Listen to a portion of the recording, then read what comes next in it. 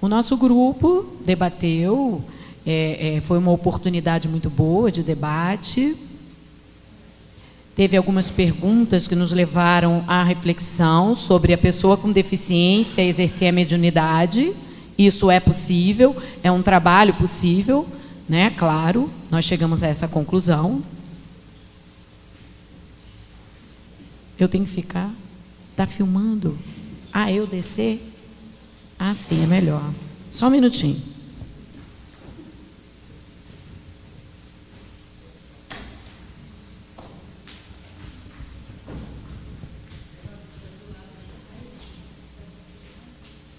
Não, fica aqui, pode falar. Ah, sim, é melhor você aqui embaixo, que aí eu posso fazer a Libras. Então, o debate sobre as pessoas com deficiência exercerem a mediunidade é possível, porque nós somos espíritos encarnados e usamos esse corpo material, né? E temos essa limitação. Então, por termos essa limitação, a gente exerce a mediunidade, né? Um paralisado cerebral pode também exercer a mediunidade. Enfim, conversamos sobre várias questões, sobre a questão da acessibilidade na casa espírita e principalmente a dificuldade do surdo, né? Por quê?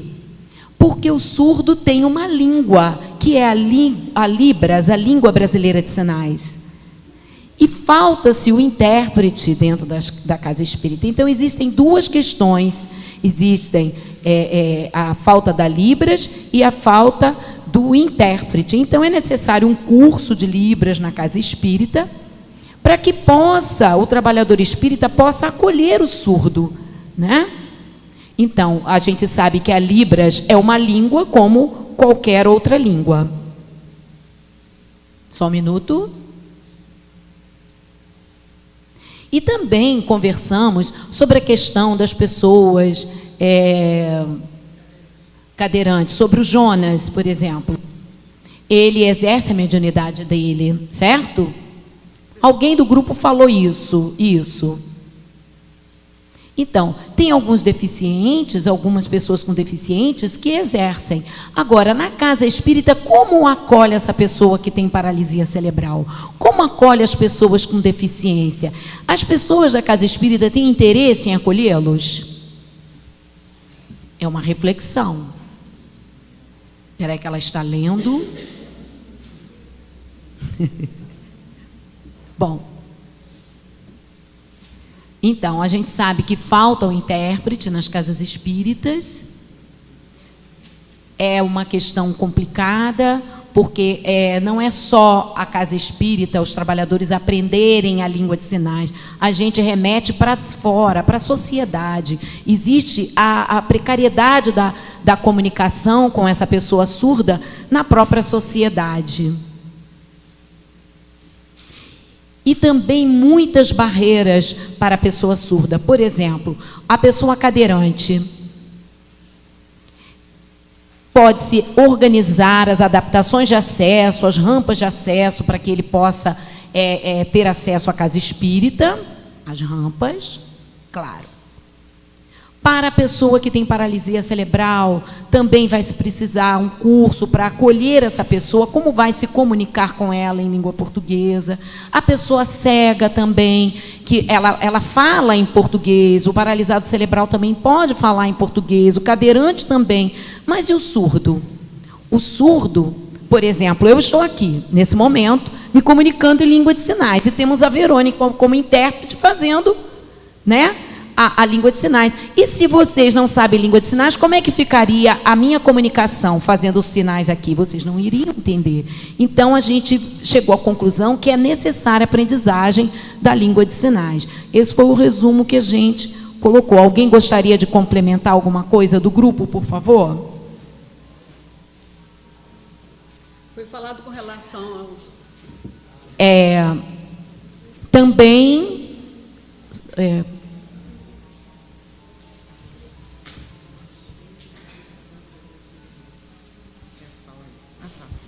Tem um tema aqui, né, que um resumão, ela mesma colocou, que é: somos espíritas e precisamos fazer esse acolhimento. Porque as pessoas espíritas, elas querem acolher, mas como elas podem acolher, né? Precisa ter a boa vontade, exercer a caridade, esse é o principal. É isso.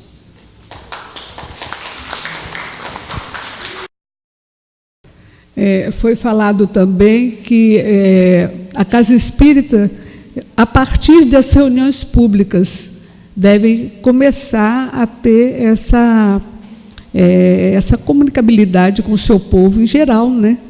Lembrando que muitos têm essa deficiência. Então, ter um tradutor de Libras nas reuniões públicas seria uma porta de entrada, né? Uma providência inicial muito boa e que as casas espíritas podem fazer, mas também já disseram da dificuldade de tradutor em Libras espíritas, porque os evangélicos têm, e muito. Parece que dura 4 anos, né, o conhecimento de Libras, né? Então, nós não estamos ainda nesse nível de ter na Casa Espírita o curso de Libras. E os evangélicos já estão usando isso nas suas assembleias, nas suas palestras. Então, essa é um dificultador, mas que a gente tem essa dificuldade para contornar, né? Para suplantar e não para frear a gente, para impedir. É isso aí. O segundo grupo, pode ser você, diz seu nome. Boa tarde, meu nome é Luana. O meu grupo falou acerca da questão da acessibilidade, né, de um modo geral, na Casa Espírita. Eu sou arquiteta e urbanista, e eu vim aqui hoje nessa palestra para poder engrandecer mais ainda os meus estudos. Sou espírita também, e calhou de eu cair justamente num grupo que falasse mais sobre isso. Criei alguns tópicos aqui, vou falar para vocês, discutindo sobre a questão das informações de um modo geral, né? Não só nas casas espíritas, mas como qualquer outras construções, qualquer outros lugares, escolas, hospitais, nós não estamos preparados de fato para lidar com pessoas portadoras de deficiência. Infelizmente, tanto numa questão comunicativa como numa questão física, arquitetônica. O que nós sugerimos diversas vezes no debate foi uma questão da gente poder levar às casas espíritas palestras ou até mesmo fóruns voltados para essa questão de mostrar ao próximo como lidar com essas pessoas portadoras de deficiência, levando as informações, orientações de como lidar com essas pessoas, né? Falamos de uma questão de cuidar da acessibilidade atitudinal e comunicativa, né? Ou seja, se nós pudéssemos, a partir de hoje, né, cada pessoa que tem, né, se encontra em uma casa espírita diferente, se tornasse um líder e essa pessoa criasse uma palestra comum para todas as casas espíritas, nós poderíamos levar isso de uma forma frequente, mostrando para as pessoas ali como que é lidar primeiro com uma pessoa portadora de deficiência. E depois disso, a gente partir para uma questão projetual, montar um projeto e fazer uma adaptação a essas casas. Falamos também a questão da adaptação das casas com relação às leis, né? Às vezes a pessoa quer, né, fazer uma adaptação à casa, porque 90% das nossas construções, primeiramente que ela não é construída por um arquiteto nem um engenheiro, geralmente o pedreiro, o padeiro, né? A gente sabe que infelizmente as coisas são assim no Rio de Janeiro. Então, às vezes, até a adaptação, ela não é adaptada para as pessoas necessitadas. A gente até brincou com questão não lembro quem foi a pessoa que falou da escada, eu esqueci o nome que a gente... Degrau evolutivo, justamente, que foi uma adaptação que uma pessoa ali da casa, aquela casa espírita, adaptou para a pessoa ter aquele acesso, né? Então, assim, a gente tem que ter bastante cuidado. Então, com relação analisar as normas, né, de acordo com a BNT, da NBR 9050, que é a norma de acessibilidade. Só que, mais do que isso, a gente precisa perguntar às pessoas portadoras de deficiência o que elas precisam. Porque, assim, a questão da norma é uma questão muito técnica, entendeu? Então, por mais que a gente saiba disso, eu acho que é muito mais humano você perguntar para as pessoas portadoras de deficiência o que elas necessitam. E, como eu falei, a norma ela é muito padronizada, ela é para um todo. Por exemplo, uma pessoa com nanismo, ela não é citada numa norma, por exemplo, entendeu? Ela é generalizada numa pessoa com uma deficiência reduzida. E nós também citamos uma ideia de podermos trocar contatos entre nós para que nós possamos levar isso à frente, né, nesse projeto. Só um minutinho, que eu anotei vários tópicos. E para aí sim a pessoa poder, né, convidar aquela pessoa portadora de deficiência a fazer parte do centro espírita, né? Porque eu, pelo menos no centro que eu frequento, é na Ilha do Governador, é o Templo Tupiara, que é um templo de cura, né? Lá você não tem nenhuma pessoa, né, um médium portador de deficiência, e a casa em si, ela não é nem um pouco adaptada, entendeu? Inclusive, o Eduardo, ele deu, como é que eu posso dizer? Deu uma dica falando que se eu poderia me disponibilizar como arquiteta para poder ajudar nesse projeto, e eu disse para ele que, claro, inclusive, eu estaria aqui para isso, para realmente levar a fundo esse projeto, só que a gente mudar de dentro para fora e da nossa cabeça também. Desculpa atrapalhar, assim, que eu fico um pouco constrangida em público, mas eu acredito que eu falei assim de uma forma geral, e se por um acaso alguém do meu grupo quiser fazer alguma colocação aqui, por gentileza, fique à vontade. Sim, a nossa amiga Aline, ela colocou uma foto porque ela psicografa no centro espírita que ela frequenta.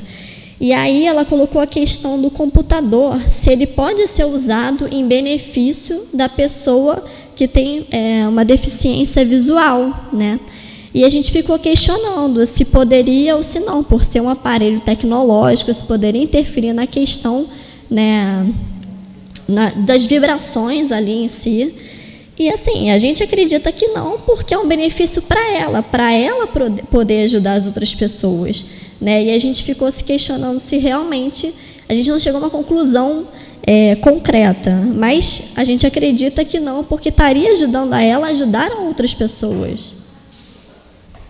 A nomenclatura atual, nem tão atual assim, mas a partir da ONU e de todas as referências internacionais que nós temos, não é mais para reportar as pessoas com deficiência como pessoas portadoras de necessidades especiais ou portadoras de deficiência. O nome, a nomenclatura atual, né, de alguns anos, não é de ontem, nem de hoje, nem da semana passada, mas de alguns anos, é pessoa com deficiência. Não se utiliza mais a palavra portadora ou pessoas com necessidades especiais. Bom, então, as pessoas com deficiência na casa espírita, é claro que nós passamos por uma questão de discussão das acessibilidades, sim, e nós vamos ter mais outros 3 grupos que também vão falar algumas questões bem importantes. Agora, em relação à psicodigitografia que este grupo apresentou, que é a utilização do computador, nós temos um relato de uma pessoa com deficiência visual de Santa Catarina, que já psicodigitografou 2 livros a partir... Opa, me enrolei dessa palavra. Tá? Usando o computador. Não é? Então, a espiritualidade utilizou também deste recurso. Eu mesma já passei por essa situação, né? Utilizando um computador, eu mesma já... Essa palavra aí... uma mensagem. certo? Então, a psicodigitografia é, sim, possível, é bastante importante que se possa pensar nisso, e foi bastante interessante, quando nós iniciamos a organização deste fórum, uma pessoa fez uma pergunta bastante importante, foi o Luiz César ou o Luiz Felipe, um dos dois. Por que é que a espiritualidade iria utilizar uma pessoa com deficiência tendo outros médiuns que não têm deficiência? Jesus já respondeu isto. Quando perguntaram para ele, no cego de Jericó, quem pecou, ele ou a família? Nenhum nem outro. Ele apresenta essa deficiência para mostrar o quê? A grandiosidade de Deus. Então, a espiritualidade muitas vezes vai utilizar, sim, pessoas com deficiência para mostrar que também isto é possível. É claro que há uma série de outras questões, há uma questão de resgates, há uma questão de provas, de desenvolvimento de habilidades, mas a espiritualidade, como nós falamos lá no início do fórum, a espiritualidade tem uma série de recursos dos quais nós ainda não conhecemos na totalidade, nem mesmo a 10ª parte disso tudo. Então, eu acredito que nós tenhamos de estudar cada vez mais a mediunidade e cada vez mais entender, né, o quanto cada um de nós podemos participar deste processo. E sim, quando esse grupo fala que nós precisamos conversar, sim, precisamos, e precisamos conversar muito, e o Bruno solicitou que fosse colocado o e-mail da assessoria, justamente para que quando vocês tiverem alguma dificuldade na casa espírita de vocês, ou quando vocês quiserem alguma reunião, ou quando vocês quiserem que nós possamos nos reunir novamente para outras discussões específicas, possamos fazer justamente este trabalho. Mas é preciso a divulgação pela Rádio Rio de Janeiro, pela TV Nova Luz, por todos os canais de mídia, do YouTube, enfim, boca a boca, corpo a corpo. Precisamos fazer isso cada vez mais, porque mais fortemente o processo de inclusão vem se fazendo. Grupo 3?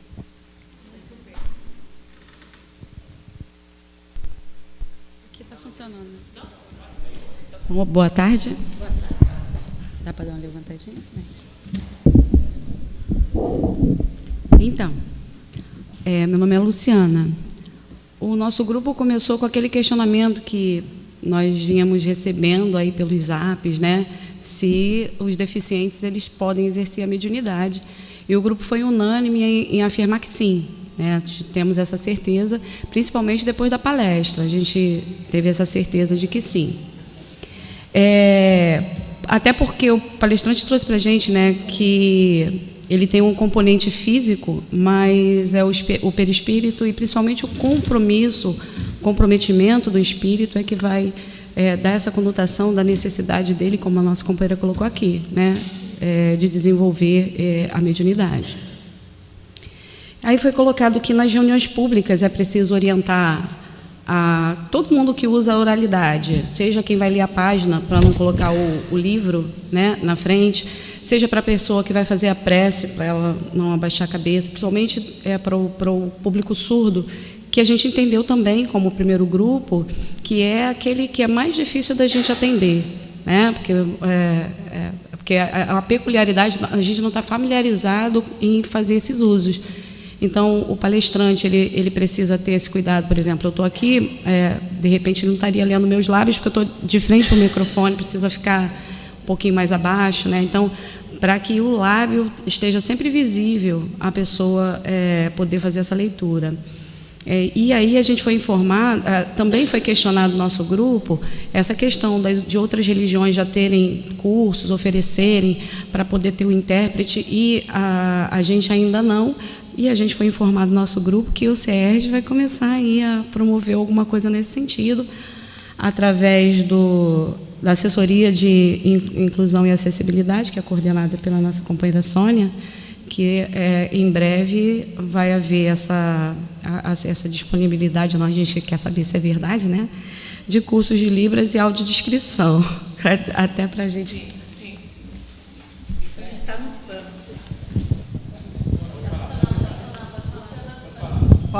Isso está nos planos, sim, de nós começarmos esse trabalho, tanto na área da surdez, quanto ampliar, porque a audiodescrição, inclusive, não é somente para deficientes visuais, cegos e com baixa visão, mas também é utilizado para pessoas que apresentam uma deficiência intelectual. Então, isso é bastante importante. E esse trabalho que nós possamos estar reunindo todos aqueles interessados para aumentar, para formar cada vez mais, ampliar a nossa equipe.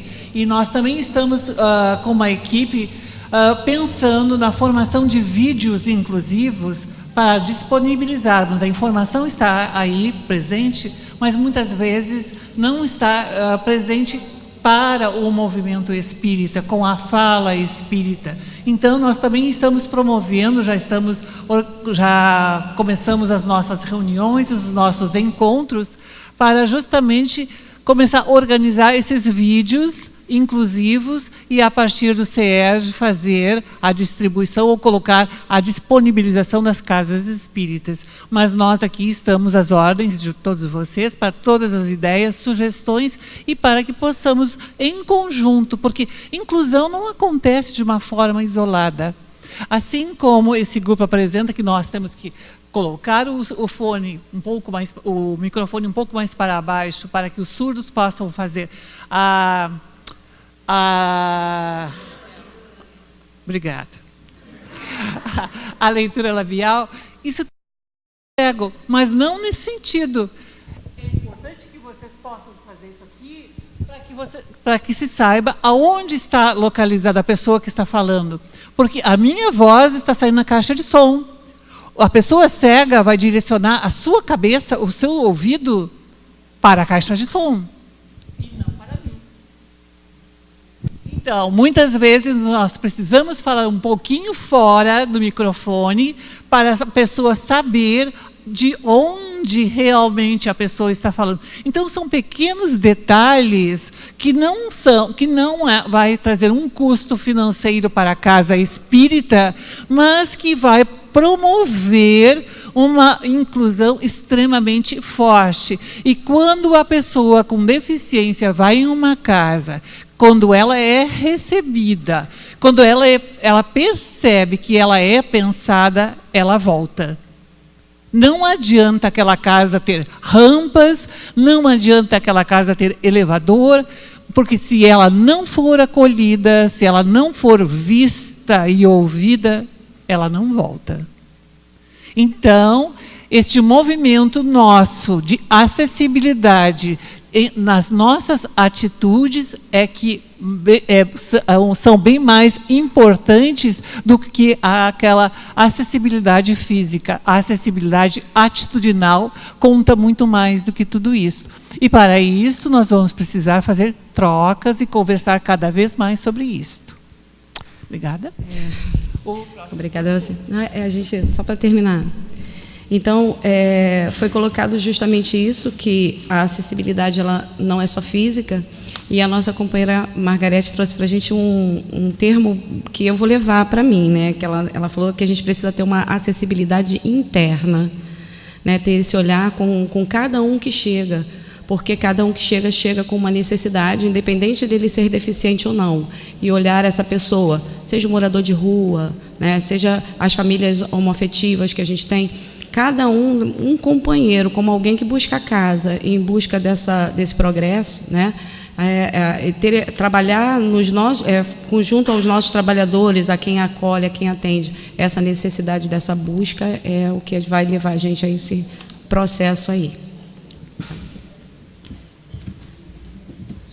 A gente precisa ter muito cuidado com essa questão da leitura labial, porque o surdo que usa Libras, nem todos os surdos que usam Libras fazem leitura labial. Depende de cada surdo. A maioria de surdos usam a Libras, tá? Que é a primeira língua. E a segunda língua é a língua portuguesa. Eu, por exemplo, eu sou uma surda oralizada. Eu estou lá atrás, junto com o Bruno. E o Bruno, que está ali levantando o braço, ó, ele é surdo, mas ele não faz oralização, né? Então, quer dizer, existem essas diferenças. né? E tem surdos que são oralizados e sabem Libras. Eu, por exemplo, sou oralizada e sei Libras. Mas, para mim, é muito melhor a Libras do que a oralização. Eu crio muitas barreiras com a oralização, porque eu preciso ter muita atenção no que a pessoa vai falar, em cada palavra que ela vai articular. É muito mais complicado para mim. Então, as pessoas que ficam, por exemplo, podem transitar na frente de quem está falando, e aí eu perco o foco da articulação que foi dada por aquela pessoa no momento da fala. Tá? Então, é só para poder acrescentar esse detalhe e essa informação. E porque a maioria das pessoas não conhecem, né? No terceiro encontro nacional de surdos e ouvintes, que vai acontecer agora em Porto Alegre, esse ano, a comunidade surda e o movimento espírita já estão desenvolvendo esse tipo de trabalho, estudando na casa espírita, e como foi feito no primeiro encontro aqui no Rio, como foi feito no segundo encontro em São Paulo, e agora vai ser feito o terceiro encontro em Porto Alegre. Então, são vivências que a gente tem passado dentro da casa espírita, e até hoje a gente percebe que a casa espírita ainda não conseguiu acolher o surdo. Né? E a comunidade surda está ali se movimentando, está estudando, como é a questão da Verônica, que faz as traduções junto com a Jane nos grupos online, em vários lugares do estado do Brasil. E cada um lutando por acessibilidade nas suas casas espíritas. E a importância do acolhimento do surdo. Só para vocês ficarem sabendo. Muito obrigada.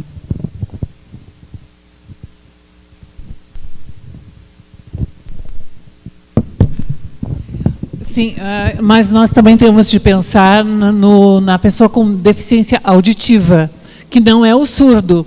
A pessoa com deficiência auditiva é aquela que tem realmente uma redução auditiva, ela ouve e fala, né? Mas ela tem uma deficiência auditiva. Então, para essa situação também nós precisamos ter uma atenção. Então, muitas vezes também essa fala, o poder olhar o rosto da outra pessoa, também é importante para aquele que tem apenas a deficiência auditiva, para ela confirmar aquilo que ela está ouvindo com uma redução. Não é? Então, a nossa fala também é importante. Por isso que muitas vezes as pessoas não gostam de locais muito barulhentos, de pessoas falando muito rápido, ou várias pessoas conversando ao mesmo tempo, porque isso atrapalha um pouco. Atrapalha a compreensão, atrapalha as referências, atrapalha, inclusive, as conversas paralelas. Tá? Boa noite. Meu nome é Valéria. Bom, sobre a mediunidade, no início a gente já até comentou que depois da palestra que a gente teve, ninguém tinha mais dúvida alguma se o deficiente teria mediunidade ou não. Né? Isso aí é inerente a cada um, independente se tem ou não deficiência. O que a gente foi pensando foi o seguinte: a casa espírita ela precisa se preparar para todo tipo de deficiência. Ela não tem que esperar o deficiente chegar na casa dele para ele perceber. E existe um deficiente, eu tenho que fazer alguma coisa. Né? Porque quando ele chega, fica todo mundo desesperado, sem saber o que fazer, porque realmente não está preparado. Né? Então, a casa precisa pesquisar, procurar a federativa, como no caso aqui nós temos a CERJ, que já tem um projeto. Procura a CERJ, procura a sua federativa. Se você não é filiado à federativa, busca você mesmo, o seu conhecimento, pessoas que possam te ajudar a fazer a acessibilidade antes da necessidade. Porque na hora que ele aparecer, você tem como acessar, como ajudar. Diversas deficiências, você tem como ver que ele está chegando. Quando o cadeirante chega, quando o cego chega, quando o deficiente de diversos tipos de deficiências, você tem como enxergar. Como a gente já foi falado antes, o surdo é o mais difícil para nós, ouvintes, né, entendermos, porque ele não vem com um letreiro dizendo eu sou surdo. Ele entra, se você não se comunicar com ele, você não vai saber que ele é surdo. Então, se você já se prepara para receber esse surdo, se você se prepara para receber esse deficiente, à medida que ele entra na casa, você vai identificar e você vai saber como acolher. E isso já foi falado nos outros grupos. O importante é o acolhimento, porque não adianta, como já foi falado, rampa, elevador, você pode colocar o que você quiser fisicamente. Se você não tiver coração, ninguém fica. Né? Nós não ficamos. Nós, ouvintes, quando a gente olha para uma pessoa e te olha com cara feia, você já fica assim, aqui eu não volto mais, não sou bem recebida. Você imagina uma pessoa que já tem uma dificuldade de comunicação, quando ela entra e já percebe que não é bem recebida. Ainda é pior ainda. Ele não vai voltar mesmo, e não só não vai voltar, como vai avisar a todos. Olha, amigos, não vão ali não é bem recebido. Né? Então, a gente tem que se preocupar com isso, se preocupar com a evangelização infantil, preparar os evangelizadores da casa, porque existem muitas crianças surdas, muitas crianças deficientes, e elas precisam, se a gente se preocupa com o nosso futuro, como o futuro da casa espírita não é a criança que foi evangelizada ali, ela vai crescer e vai substituir nós que já estamos, né, passando da certa idade. E é isso, se você não prepara esse deficiente, se você não prepara esse jovem a entender a deficiência, a entender o próximo, a casa espírita tende a falir, infelizmente. Né? E eu acho que é isso, né? É acolhimento, porque quando você recebe, né, isso é um dos pontos que a gente colocou, a partir do momento que você acolhe esse deficiente, que ele entra na sua casa, aí sim você vai começar a perceber qual é o trabalho. Ele é médium, ele precisa trabalhar com mediunicamente. Qual é o processo da minha casa para uma pessoa ser médium? Qualquer pessoa. Aí ele precisa passar por um curso X. Então vamos adaptar esse curso a esse deficiente para que ele possa também ter a oportunidade de ser médium da casa. Então, se eu acolho, se eu recebo, aí, à medida que eu estou recebendo, eu vou vendo as dificuldades e como resolver essas dificuldades para que essa pessoa que está entrando na minha casa, ele possa ficar e ser um multiplicador. Porque aí ele vai trazer outras pessoas com as deficiências ou com outro tipo de deficiência, porque ele vai dizer, vamos ali, aquela casa me acolhe. E aí nós vamos ter, sim, surdos, cadeirantes, cegos, médiuns, trabalhando nas mesas mediúnicas da nossa casa. E isso tudo depende de nós, de acolhermos, de receber eles na nossa casa. E vamos nos preparar, gente, porque é isso que a gente precisa fazer.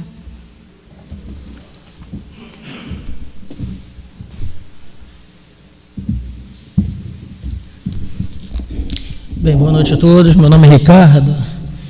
E pelo que eu vi aqui, o que o grupo falou, não foi diferente do que nós pensamos no nosso grupo, que a primeira parte, realmente nós não nos detivemos nas questões, porque a palestra realmente foi bem esclarecedora.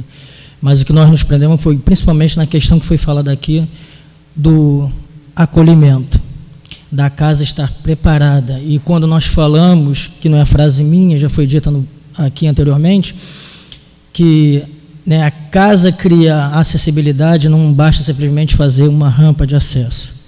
Porque se a rampa de acesso está lá, mas se a casa não tem esse comprometimento, essa conscientização de que todos nós somos diferentes em alguma particularidade, a rampa vai existir, o cadeirante vai subir, e o que vai acontecer dali em diante? Então, chegamos à conclusão de que o acolhimento, a conscientização de todos os trabalhadores para essa temática que é nova, para nós aqui do Rio de Janeiro, né, enquanto instrumento ainda de aprendizado, está sendo um aprendizado muito novo. Então, que esse acolhimento tem que ser de todo o grupo, essa conscientização de que temos que estar preparados para receber todos aqueles que adentram a casa espírita. Levantamos também que está sendo, como é uma coisa nova, todos nós temos que estar realmente de boa vontade para aprender a como lidar com essas diferenças todas que adentram a nossa casa. Nós tivemos a felicidade muito grande, porque o David estava conosco, né, um dos companheiros que fez a tradução aqui, né, na linguagem de sinais, e ele trouxe informações para a gente muito interessantes. Primeiro, um caso que ele trouxe, tentar ser breve, que ele falou que quando ele estava ainda lá em Minas Gerais, quando ele estava onde ele ficava, onde ele dormia, e que ele ouvia, né, durante vários dias, na semana, né, um espírito chorando. E ele viu que era espírito, porque realmente ele ia no banheiro lá, e era no banheiro, e o espírito não aparecia, quer dizer, não tinha nenhuma pessoa física ali, então sabia que é um espírito. Até que um dia ele se comunicou com esse espírito, perguntou por que ele chorava, e ele via que o espírito ele não conseguia, ele não percebia a resposta do espírito de jeito nenhum. Até que ele resolveu acender a luz e foi intuído, digamos assim, né, a conversar com esse espírito através da linguagem de sinais, fazer a mesma pergunta através da linguagem de sinais. E através da linguagem de sinais ele conseguiu visualizar o espírito, e o espírito respondia na linguagem de sinais. E a gente via um aspecto interessante, aquilo que a gente sabe, né, que o fato do espírito ter desencarnado não quer dizer que ele muda de uma hora para outra. Quer dizer, se ele desencarnou, se teve a vida dele toda naquela existência com um problema de surdez, como ele não tinha percebido que tinha desencarnado, que ele se assustou quando ele descobriu que tinha desencarnado, ele também ainda mantinha a necessidade, né, da linguagem de sinais, mesmo no plano espiritual, naquele processo dele. Foi um enriquecimento. E também ele trouxe também algumas dicas para a gente de como lidar, por exemplo, com a questão, né, do deficiente auditivo, da importância que a gente tem de quando o deficiente, se percebemos que ele tem um problema de surdez, de nós buscarmos dentro da casa alguém que tenha uma boa expressão labial, né, que tenha uma boa articulação, que possa, se ele tiver essa dificuldade do palestrante estar falando, né, de repente com vários obstáculos à frente, que caso esse deficiente consiga fazer a linguagem labial, que a gente tenha alguém da casa, que tenha alguém da casa que possa sentar de frente com esse deficiente auditivo e, digamos assim, peneirando a palestra, porque você não vai fazer a palestra de novo, mas você pegar o que o palestrante está falando e ir traduzindo dentro de palavras-chave para que o deficiente auditivo possa entender a palestra, ou seja, você tem uma pessoa da casa que possa estar retransmitindo, digamos, a palestra. Foi algumas dicas que ele deu e outras mais que nós até falamos. Agora, se chegar semana que vem, na nossa casa aparecer um deficiente auditivo, eu já não posso dizer que eu não sei o que fazer. Eu já sei que eu vou ter que buscar uma outra pessoa que possa sentar de frente para esse auditivo e poder estar fazendo esse trabalho. E outras dicas mais que ele trouxe para a gente, né? Então, o que a gente percebeu é que a casa tem que estar se preparando para isso, todos nós.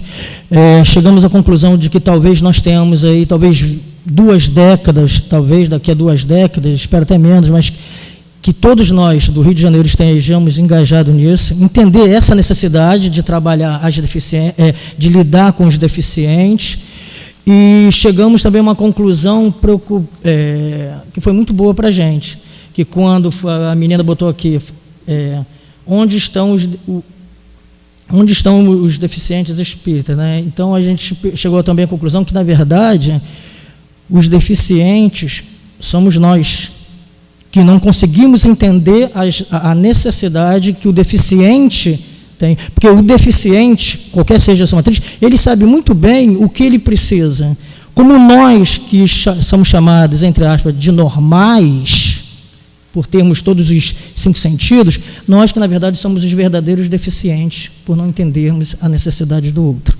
Então, que a gente possa realmente, que esse trabalho realmente possa, chegamos a essa conclusão, que esse trabalho possa prosperar e que a gente possa realmente estar aberto a recolher, né, a acolher todos os diferentes, independente da sua, né, deficiência física, mas que a gente possa acolhê-lo, não como um coitadinho, não tratá-lo como alguém, entre aspas, inferior, mas alguém igual, que tem muito para nos ensinar.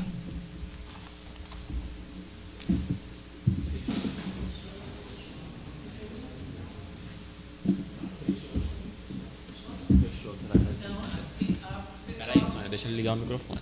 Tem que esperar um pouco. Vai.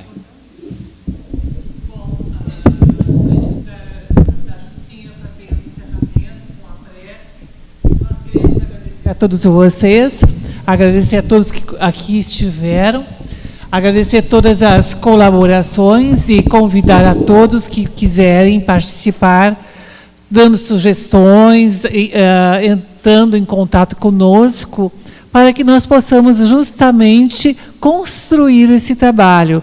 falar em inclusão não é algo que acontece de uma forma isolada e nem é feita por uma única pessoa.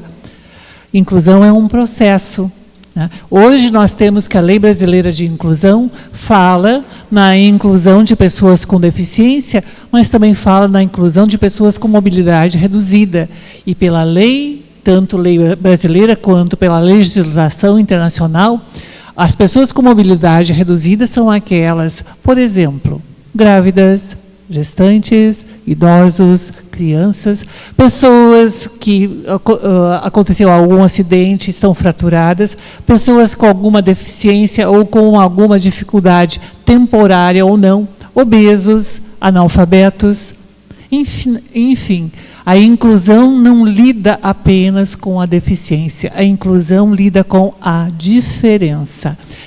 Vamos pensar no direito de cidade que o Allan Kardec apresenta lá em O Livro dos Espíritos, na conclusão. E que ao longo da codificação vem nos falando nessa inclusão, vem nos falando nas leis morais, lá na lei da sociedade, na lei de liberdade, em todas as leis morais, está nos falando de olhar para o outro, de crescer com o outro. Então, isso é extremamente importante. Estamos muito alegres em ter recebido a cada um de vocês e muito felizes por receber de cada um a sugestão, o abraço, o incentivo e também a vontade que nós estamos percebendo de que esta questão siga em frente. Como falamos, o movimento, especialmente pelo Conselho Espírita do Estado do Rio de Janeiro, vem se fortalecendo cada vez mais. E isso precisa sair dos limites deste Estado, ir para os limites de outros estados, envolver o nosso país e envolver o nosso planeta Terra. Queridos, antes de passar para a Jucinha, para as considerações finais e a prece de encerramento, a gente quer mais uma vez agradecê-los pela presença, né, na tarde de hoje, nosso segundo fórum, que vocês nos auxiliem na divulgação dessa proposta, de modo que a gente consiga sensibilizar outros corações, para que nas próximas oportunidades tenhamos mais companheiros aqui envolvidos com essa proposta. Lembro mais uma vez das avaliações, né? Quem não preencheu, preencha, porque dá um retorno significativo para nós acerca do trabalho realizado, e no mais, que Deus possa verdadeiramente abençoar todos nós, porque vocês que estiveram presentes aqui conosco nesse sábado deixaram bem claro que compartilham do propósito de falar a todas as gentes, como bem nos asseverou o apóstolo Paulo. Passa então para a Jucinha.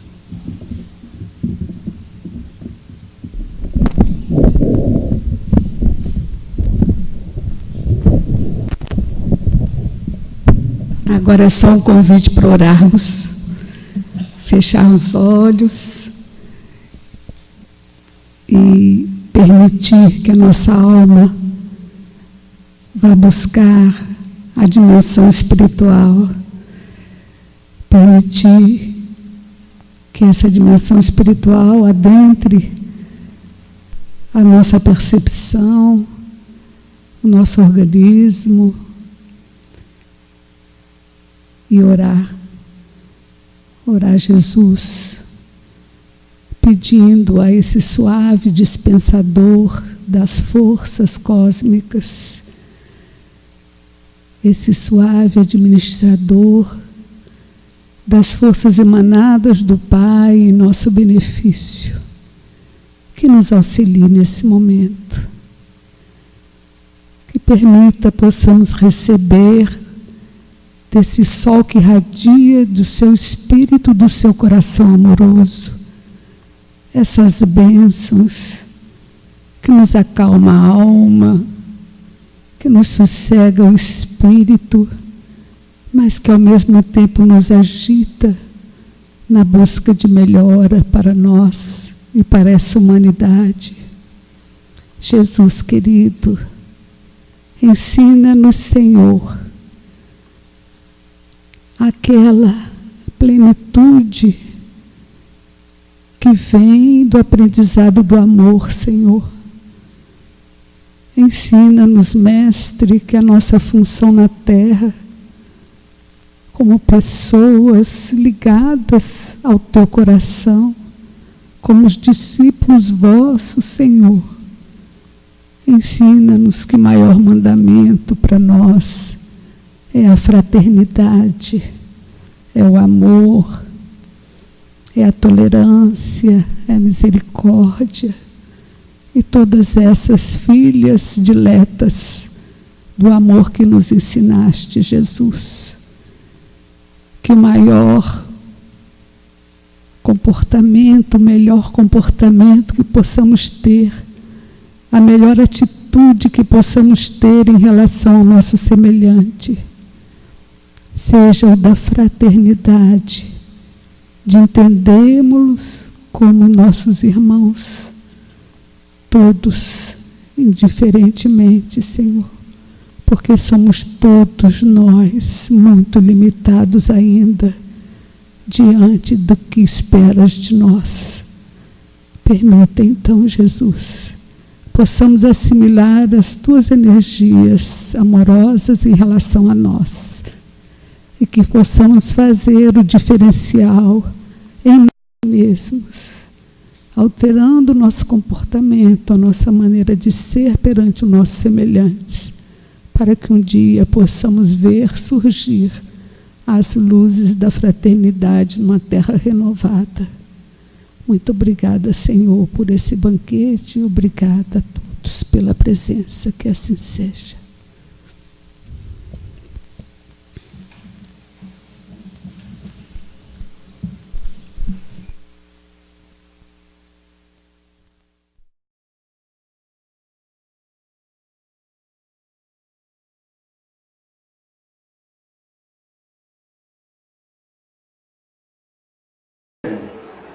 Meu nome é Jonas, estou aqui na Vicente Moretti, hoje com um monte de amigos, um monte de companheiros, que veio fazer uma entrevista comigo sobre o que eu estou fazendo aqui. O que aconteceu para tu usar a cadeira de rodas? Paralisia. Paralisia cerebral. Uhum. Mas isso não me impede de ser feliz. Sim. E além do passe, Jonas, assim, alguma mensagem que os amigos espirituais, tu chega a visualizar nossos amigos espirituais? Eu tenho uma visão totalmente diferente. Como é essa tua visão? É que eles estão aqui para da gente, tá orientando, a gente pede ajuda pelas pessoas que estão doentes. Eu tenho um mentor espiritual. Então o mentor espiritual eu peço sempre ajuda a ele para poder me orientar o que essa pessoa está precisando. Tu sabes quem é o teu mentor espiritual? Aurino Costa. Tu recebe a mensagem? Do Aurino Costa. Aurino é o mentor daqui. Então, às vezes, ele passa. E tu ouves a voz dele? Eu não ouço. Como é que é? Eu sinto a voz dele. Tu sente a voz dele? Eu sinto a voz dele através do que ele quer. Pelo pensamento. Que ele quer falar comigo. Sim. O Aurino. Sim. O Aurino é o mentor daqui da casa. Sim. Ele comenta várias coisas que isso me traz uma firmeza totalmente diferente. E tu sentes a presença dele? Sinto todos os momentos que a gente fala na reunião. Só na reunião aqui. A reunião e nos lugares que eu chego. A maioria das vezes é isso. Mas ver ele tu não vê, só não vejo, eu sinto. Só sente assim. É. E sente pelo pensamento, recebe o que com quem deve conversar e o que falar. É. Mas ver a ele tu não vê. Assim. O ver eu sinto ele, eu vejo ele através do pensamento. Então eu não posso parar de frequentar, né? A reunião faz um bem e a gente se sente bem, a gente parece que toma um passe quando a gente deita e a gente fica mais tranquilo, a gente... Você consegue perceber que aquela pessoa precisa tomar um passe? Sei. Você consegue perceber Quem isso? estiver passando dificuldade, eu vou perguntar quem quer, quem não quer. Eu dou. Você dá passe? Eu dou, mas também recebo. Né? Mas como é que você dá o passe?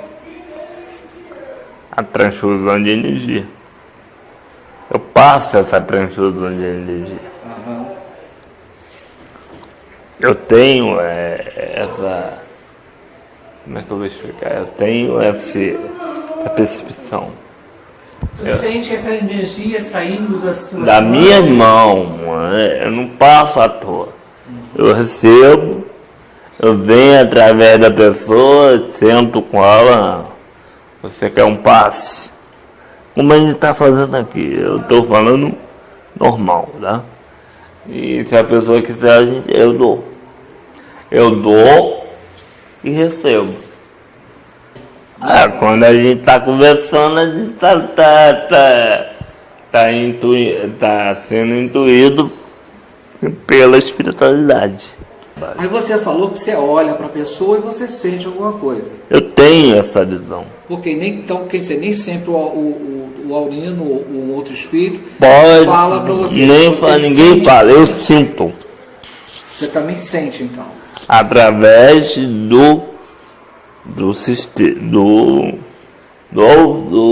mentor que estiver do meu lado. Sempre o mentor. Não ando sozinho.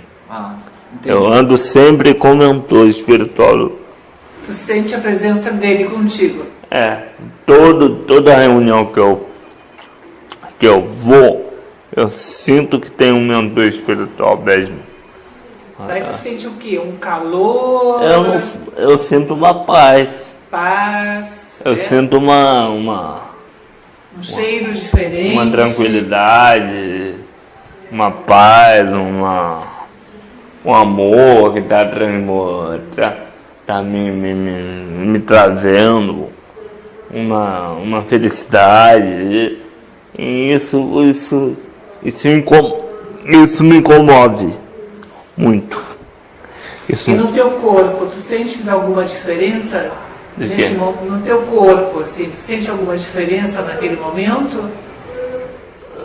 Não, eu sinto que eu sou um rapaz feliz.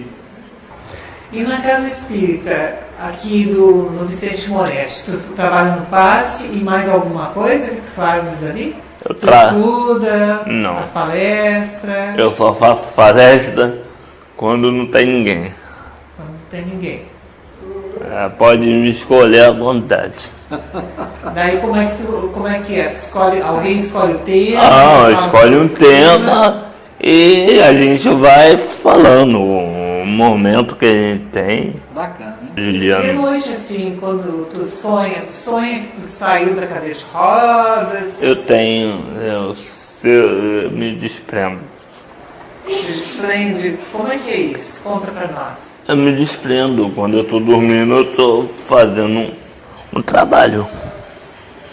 Mas tu sentes que tu estás trabalhando? Tu sente que não é mais da cadeira de rodas? Não é mais na cadeira de rodas, é fora da cadeira de rodas. Tu te sente caminhando? Eu sinto caminhando. Eu sinto como se estivesse saindo da cama e indo no outro centro, no outro patamar. Porque a gente na cadeira de roda a gente trabalha, mas deitado também a gente sente, a gente dá uma viajada. Uma viajada? Pra mim porque eu tô viajando, enquanto eu tô dormindo eu tô me desprendendo. Que é o melhor presente pra mim, as pessoas pararem de reclamar. Você quer me dar um presente? Então vem aqui, vê essas crianças, vê esses irmãos, sem reclamar. Se você reclamar, não vem não.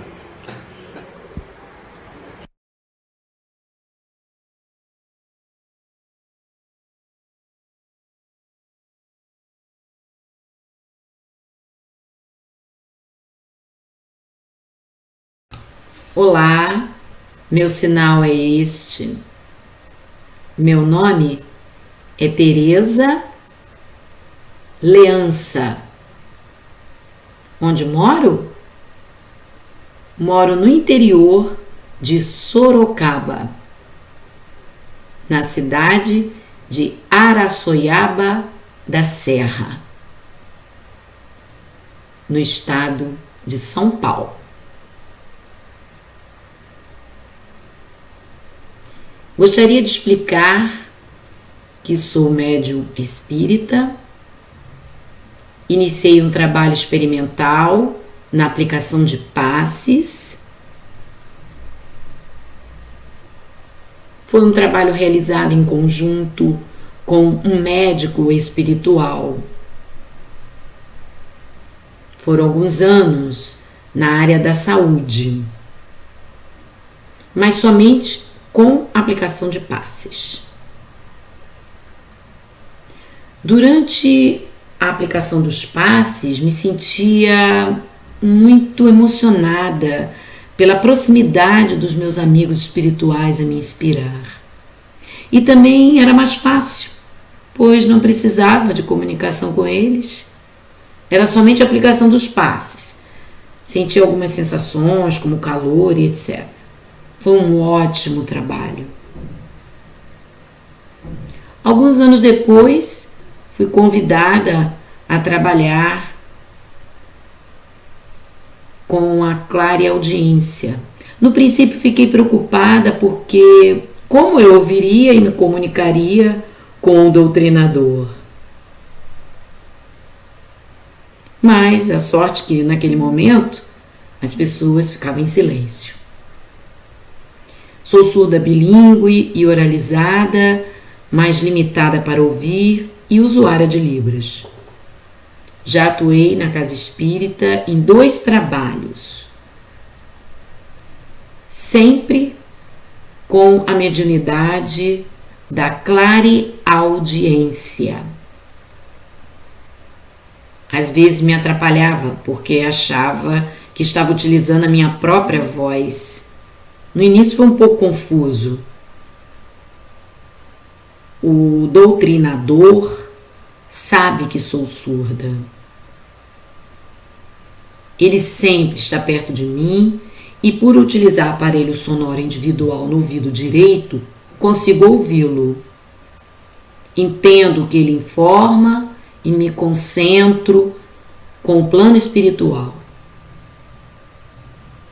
que tenho certeza que me auxilia e creio nisso. Porque no início não tinha tanta segurança, ficava confusa, pensava em desistir, mas na possibilidade de continuar. Sentia meu coração acelerado e outras sensações. Pensava em separar a prática porque eu não tinha noção do que era falado. E as pessoas que me ouviam confirmavam que eu realmente falava, mas eu não tinha muita certeza. E isso eu encaro com humildade e responsabilidade por ser surda e ter o conhecimento do Espiritismo. É um trabalho muito difícil, mas é possível. Porque é uma oportunidade de crescimento. Para mim, é uma experiência maravilhosa. Eu sou surda, porém, no mundo espiritual eu ouço. Quando eu aplicava passes, me sentia bem, pois tem um outro sentido de atuação do que a clareaudiência. Vocês que conhecem o Espiritismo sabem o quanto estamos trilhando um caminho de equilíbrio. E vocês sabem que todo médium, como eu, estamos em constante comunicação com os espíritos.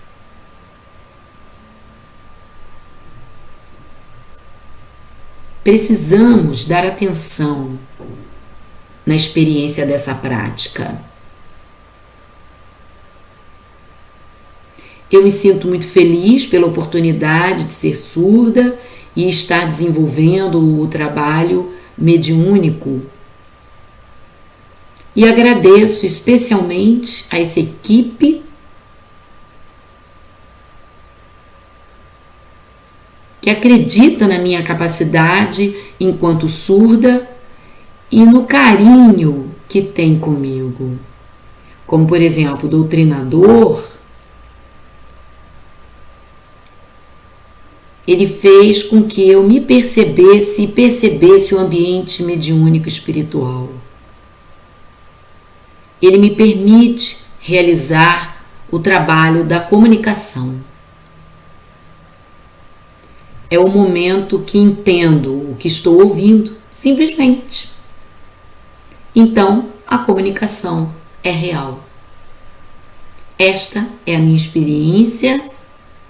Muito obrigada, beijos e abraços. Depoimento de Tereza Leança, médium surda, Centro Espírita Paulo de Tarso, Sorocaba, São Paulo. Edição Verônica Lima, Rio de Janeiro, agosto de 2017. Olá, eu sou Ana Cristina, trabalho na Sociedade Pro Livro Espírita em Braille, a chamada SPLEB, que é a sigla.